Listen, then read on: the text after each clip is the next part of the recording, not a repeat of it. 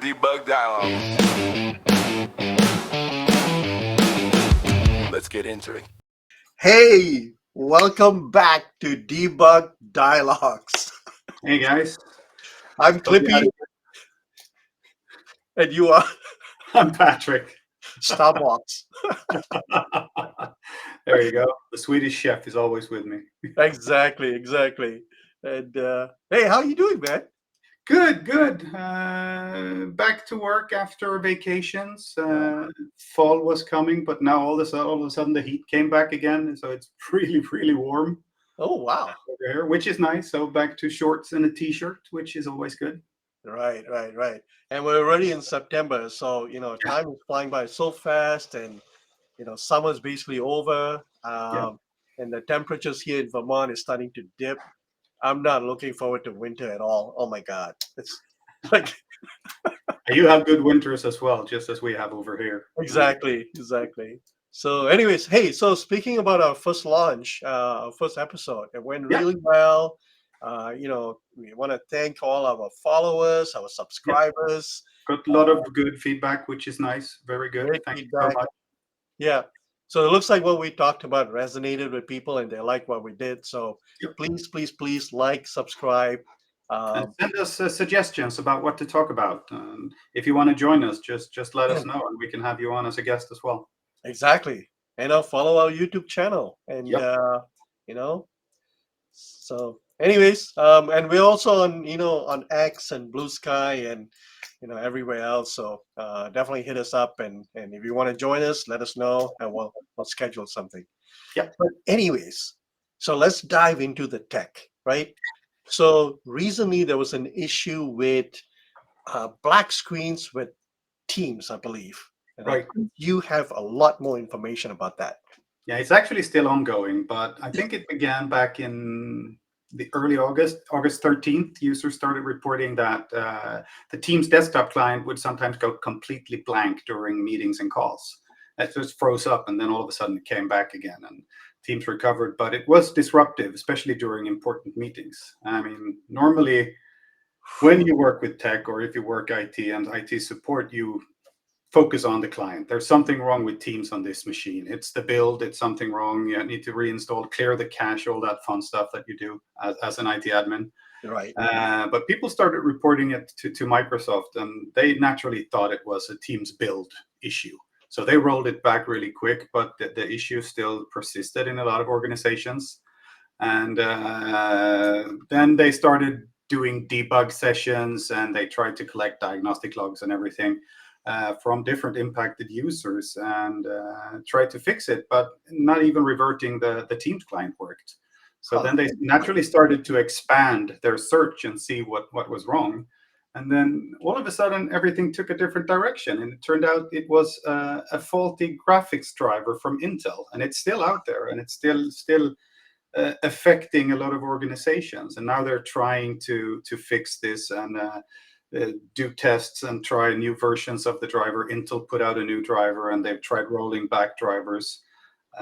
And even if, the funny thing about this, that even if you have a solid control of your environment, you manage your machines with Intune, you have control of everything, and then you have these third-party softwares. In this case, one of my clients are using the Lenovo stack for they're good machines. There's nothing wrong with those. And they have the Lenovo Vantage experience as well on there. And this driver was loaded from the Lenovo software without Intune knowing about it. So they didn't really know it was happening. And before they found out, calls to Lenovo, calls to the hardware vendor, and then someone found a thread on Windows Debugged or whatever it's called, and then started digging back through Reddit all the way back, and then finally checking the health notifications in Microsoft 365 Admin Center, where you really should check if it affects anything. Microsoft knew about it. They published it straight away. They say exactly what it is, and they suggest workarounds to change the drivers and everything. But it's easy to forget. I mean, I've known about this forever. I know I work in the message center a lot, and in the health center, and it's that place to go if you want to find out what's going on in the client with all the different services. It shows you the incidents if there are any. It shows you advisories, points to official workarounds. And the only backside is you need to be an admin to check that. Right. Right. Which is both good and bad. Well, you don't need to be an admin. You have to be at least global reader and have that role. Which Right. is So you need to have the right permissions. Yeah. Yeah. So this screen we are seeing here, this is regarding that issue, right? Yeah, it is. Yeah. And Okay. it could actually save you a lot of time if you go here and check straight away instead of doing the default, thinking there's something wrong with the client, thinking there's something wrong with user X's Teams installation, and that's why she gets a black screen and not the next door neighbor. Right. So I mean, check this place out. It's easy to find. Everything you should be doing in the Microsoft 365 Admin Center anyway. You have the service health where you can check everything that's going on with all the different services, and you have advisories or incidents if you have any incidents in there. It's a really good portal, and the good thing I think is that even other parts of the ecosystem in the cloud from Microsoft also are getting some love within this area, because now they're actually implementing a health dashboard in the Purview portal as well. So if you work with the Purview portal, you normally do incident management and work with information security and stuff like that. And now they're adding an overall platform health dashboard in there as well. So you can see anything that's going on with the Purview platform, which is your main responsibility. But they're also adding the Microsoft 365 health dashboard and Azure services as well. So you can get a grasp if something bigger is impacting the platform that you're working with, which is pretty good. Yeah. No, excellent. Yeah. So since you're in here, I don't think a lot of, I think the seasoned IT pros or sysadmins know this portal. They know, what's available here and stuff. But, you have your service health there, and you have, message center, right? Yeah. This is a really good place to keep track of what's going on as well. And everything in here is also directed directly to your tenant. Yeah.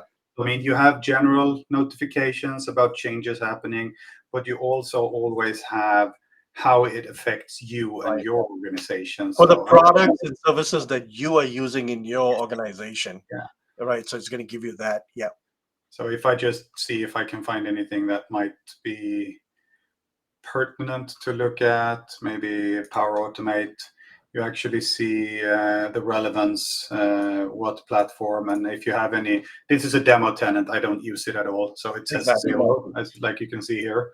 Otherwise, it actually tells you the amount of users in your organization that is using this service that it affects, which makes it a really good effort to take charge of things happening. And and you can filter out too. I mean, if you go to the top, you can filter on. Absolutely.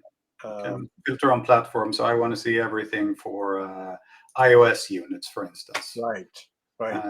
And different tags and what service is it. So I want to see everything about Intune and iOS. Now there's nothing right now, but last month there was, for instance, that they're changing Intune to support iOS 17 at the lowest level. So if you have anything lower than that, you're out of luck.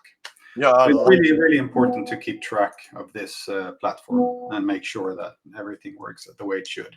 Exactly. And I believe you can also subscribe. Yes, you can. Yeah. You can subscribe by email, and you can also set up a planner sync, so you get all new notifications into a Microsoft Planner board, where you then can sort them by service and work with them and assign them to someone if it needs doing something. Right. Which is really good.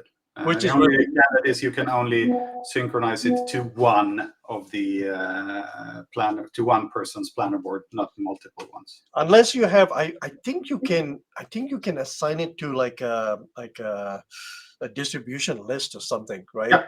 Yeah, so through emails, absolutely. You can create one for your IT team, right? Yeah, in your organization, and so that everybody on your team gets that notification. So you can use that instead of it just going to one person and relying on that person. So this is very useful, very helpful.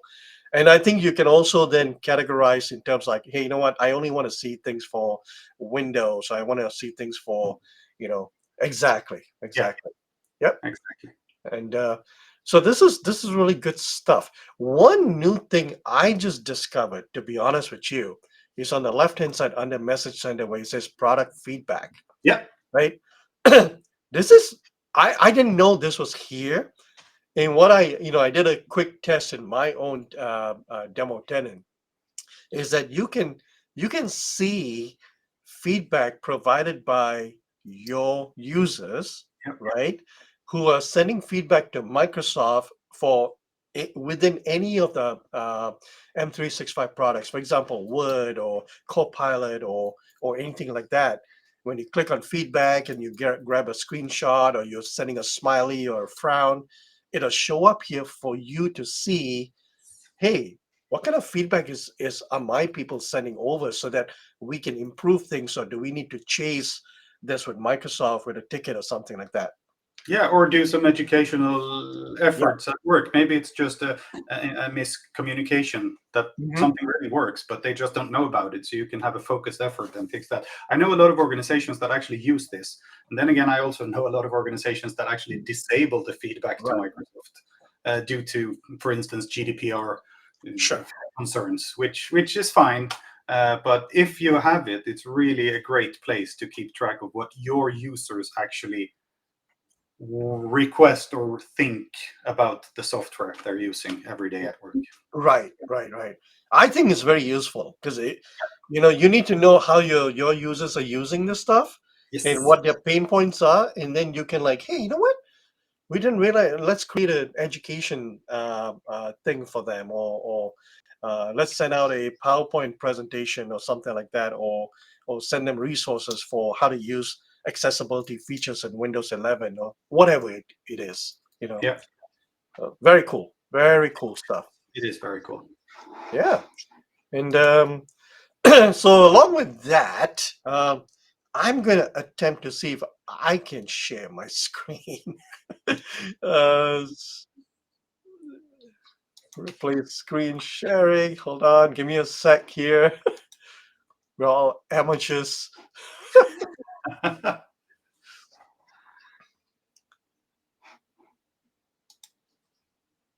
There we go. All right, there we are. Okay, so Microsoft for the Windows side of things, they also have a health dashboard, right? Yep. So this is what it's called. It's called the Windows Release Health, and it gives you all sorts of information for how to get Windows 11 24H2, the AI experiences and things like that. But as you go further down, you can see they have their own message center as Mhm. well, right? They got things about, let's say if you're using the latest Windows 11 24H2, they got known issues, what has been resolved, release notes, and things like that. It gets very granular in terms of the information you can get from here. Um, Let me just put us back on the screen so we can see. All right. So, and then you have Message Center, right? So if you click on that, like if you say see more, it flips over to this, and you can see latest announcements. Um, what are the messages that Microsoft's putting out, certificates based authentication changes, and so on and so on and so on forth. It's pretty amazing what you can get here. All right, definitely check this out. It's called you go to learn.microsoft.com/windows/release-health. Yep. I think there's an aka.ms link too, but I don't have that offhand right There's now. actually a bit about Um, this in the admin portal for Microsoft 365. They also have a tab for the Windows Release Health. It's not as detailed and it's a different layout. But if you go back, yeah, I believe you do you're have right. Windows. Depending on what services you have in your tenant, different things show up. Naturally. Right, right. You're right. So next thing I want to talk about real quick is Microsoft wanted to have more transparency in terms of what they're doing, and especially things like recall, right? That came out really abruptly, quickly, and everything blew up, and the world came to a halt and all that fun stuff. So they came up with this called the Windows roadmap, right? Our friend Aria, who works at Microsoft, she wrote a blog post in March of this year. And I'll just quickly, like when I click on the link here, it takes you to the, again, the roadmap page for Windows, right? So you can see things like, again, you can filter out, right? Hey, I only want to see things for, what's coming up at 25H2, and so on and so forth. Or I want to see what platform, I want to, Copilot Plus PCs only, or all Windows 11 PCs and things like that. And anyways, it gives you a lot of information about, things that they're working on. What's put out there, what's coming up, and where they are with all the features and stuff that they're doing. It's pretty cool to give you. This one was important. Windows PowerShell 2.0 deprecation, right? For what was it, 25H2, I believe, or something like that. So you guys can take a look at that here. We can pop the links, for example, if we have them, maybe on YouTube. Yep, we can do that. So like if you're looking for something about accessibility, right? Yeah. You can see everything about that stuff. Pretty cool. So from that blog post, let me go back here. Somewhere in the bottom, there's additional resources available. Windows release notes, release information, dashboard, and so on and so forth. So for example,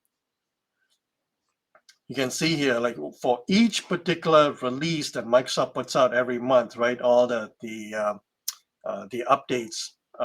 It gives you much more detailed information on that particular version of Windows that you care about, whether it's 24H2 or 23H2 and things like that. Really good stuff. Talks about known issues. Are there any workarounds? Did they fix it? And things like that. Like this one here, this issue is addressed in KB, 5044, whatever, and so on and so forth. Pretty cool stuff. And it's good to keep track of as well, instead of spending time on stuff that someone already solved and diagnosed. Yep, exactly. And then again, the Windows release information, more granular and stuff like that. And it just goes on into all the different type of versions of Windows, right? The LTSCs and not.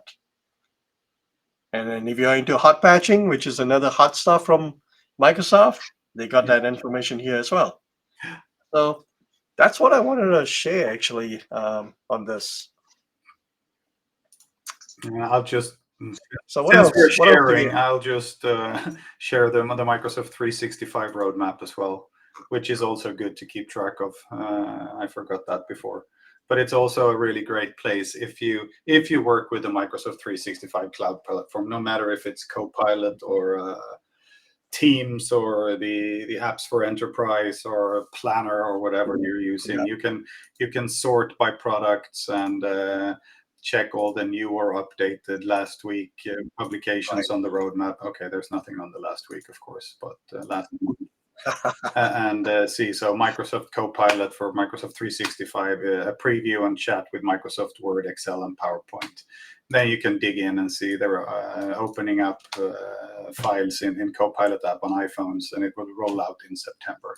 And you can say which status it's in as well, if it's in development, if it's rolling out, or if it's launched already.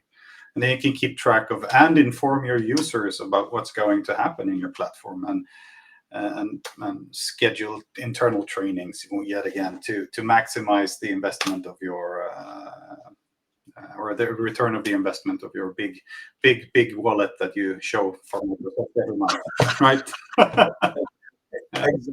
Exactly. It's not cheap. You should use everything in the toolbox and make the most of it. Yeah. So today we debugged. I don't know if that's the right word to use, but we basically shared a lot of resources that either people already know, or people didn't know they exist, or they didn't know the granularity that you can get from each of them. So, but we'll post all of these links on our YouTube channel. Go click Yeah. on those. Subscribe. Enjoy. So anything else? Now, we what are want- you going up to do the next few weeks? So since we're already first week of September here. Event season is starting up. I mean, it's going full blown right now. So I'm going to be hitting the road very soon in about a week's time, and I'm starting off with a trip to there's a small event in Quebec early next week. I come back for a day or so, and then I head off to Copenhagen. I have a business trip there and meeting with customers and all that fun I stuff might too. pop over the bridge and meet you then. Yes, we have to. We have to. You are right there. And then, I've got Workplace Ninja Summit in Switzerland. That's going to be in Baden, the week after.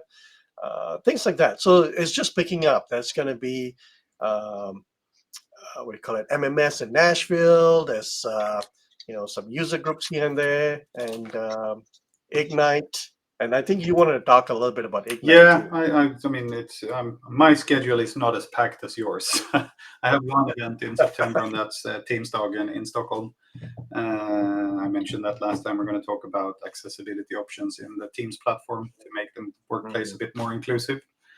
And then I just finalized all my plans for Ignite and with all the tickets and hotels and everything. So I'll be there Saturday to Saturday, and hope to meet some of you guys. I hope to meet you specifically. We can record in San Francisco. We will, and we're gonna do some live streaming. I think from Ignite. Nice. That's gonna be a lot of fun.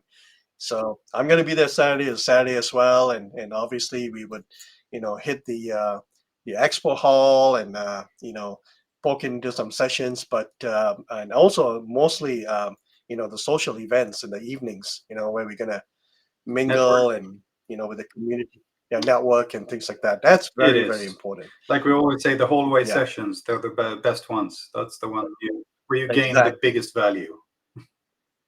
Right. And speaking of Ignite, so the other thing that's happening, and I think after this we'll sign off, it's the AI tours. Right. So what used to be called, was it Ignite Tours, the tours before COVID, and now they've renamed them to AI Tours. Surprise.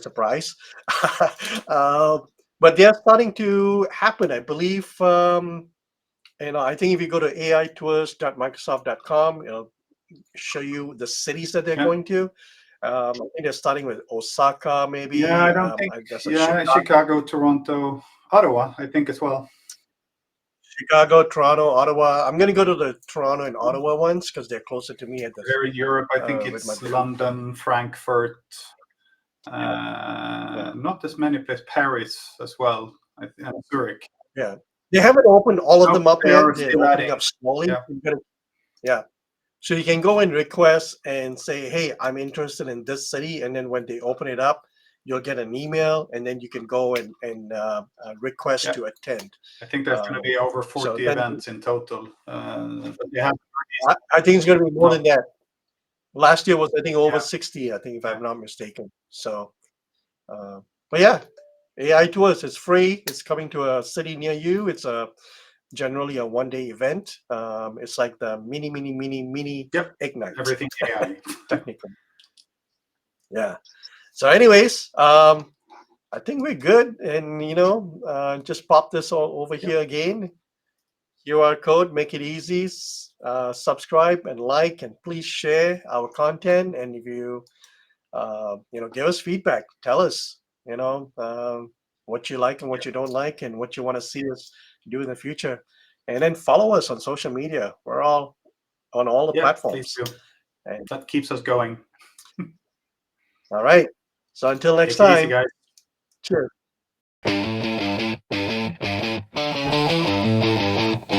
This is Debugged Dialogs.